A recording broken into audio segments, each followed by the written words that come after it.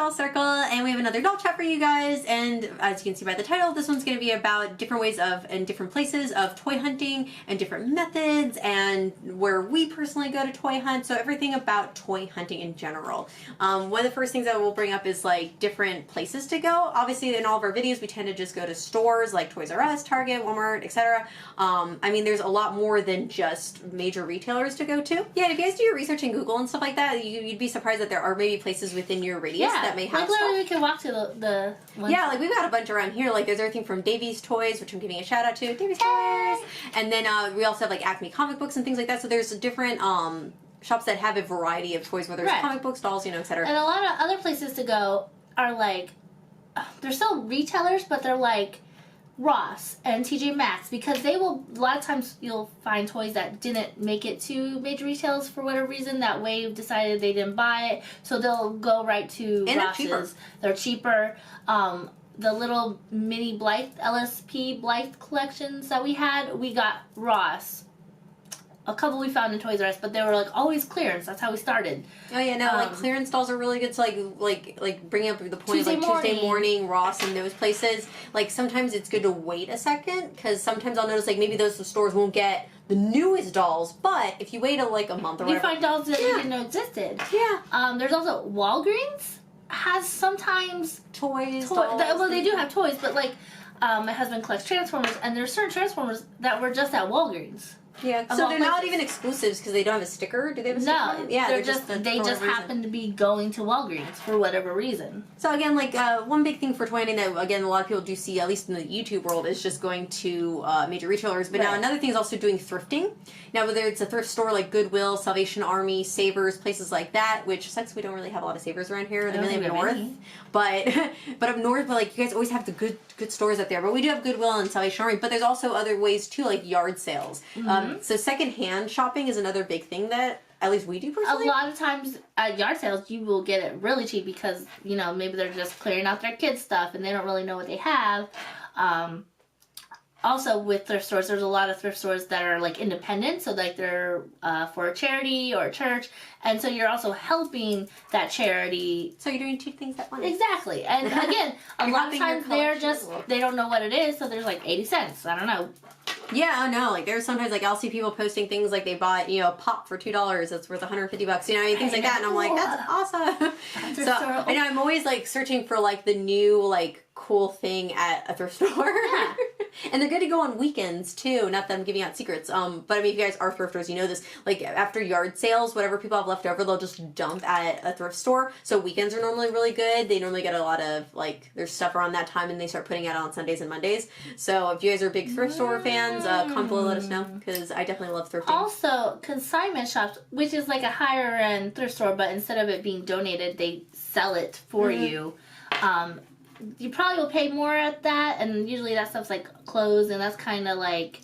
But sometimes you can get better quality things in those. You know, stuff in box, maybe a little bit more than normal. Which kind of like a lot of comic book stores that resell collections or buy collections, they'll sell stuff on consignment instead of just buying it from you, and you get a little more money. It just may take longer for you to get paid. Yeah.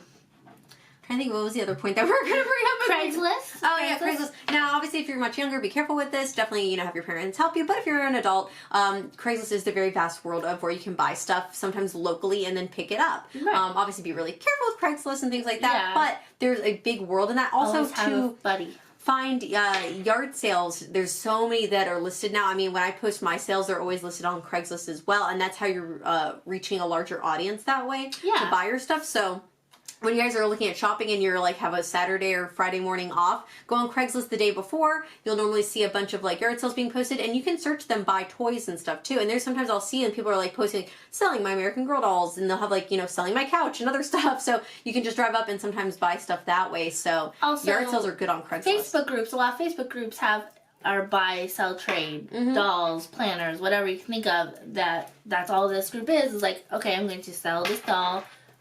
Blah, blah. Yeah, no, be careful definitely when you're on the Facebook groups too. I mean, just like anything like Craigslist, you know, you are meeting people online that you don't know directly, so make sure you always, you know, there's invoices and PayPal and everything's all involved. It's not quite as safe as eBay, just because you know, you're... There's not as much security. Exactly. Like, you do... Make sure you only accept PayPal, too. Like, yeah, that's a big thing. Unless, like, you're meeting someone, but even then...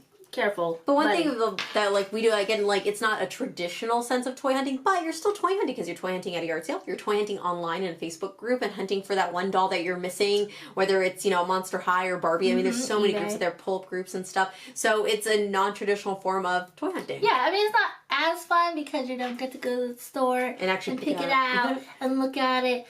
But at least at the thrift store, though, you're getting that feeling because you're finding something, and it's even more of a hunt at a thrift store and yard sales because you have to actually literally dig more because sometimes they'll have bins of stuff and they don't even. Yeah, I mean, so that's one thing that's kind of cool. Like it's toy hunting, but even more toy hunting, more in depth toy hunting. Extreme. Estate sales. That's kind of like a garage sale, but like on a bigger scale. Again, higher end because you can walk through someone's house and like find stuff that maybe you know like literally has been sitting on their shelf forever. So sometimes there's like little gems hiding around out there. If you guys if we missed any points or anything, like, definitely comment and let us know. Here's one: trading with your friends. Like she has dolls that like I didn't buy and I didn't really want, but then I'm like, oh, I see in a pile. I'm like, oh, you're gonna get this doll? I'll give you this doll instead. That's true. So, like, I mean, even, like, toy hunting at a friend's house kind of works. It is kind of toy hunting, yeah. You're going into someone else's space, finding something, and then trading it and but stuff. Her house is like my house. I just whatever else. Yeah, I know, pretty much. It's like we just give and trade. it just changes homes occasionally. Exactly. Again, like, if we missed any points, definitely comment and let us know if there's any other, like, toy hunting ventures out there that we're missing, but definitely, you know, like the traditional retail store, from thrifting to yard sales, it's all a lot of fun to find cool new stuff. So as always, check out all our other videos, and I'll try to link another doll chat at the end and let us know if there's other stuff you guys want us to talk about. Bye guys!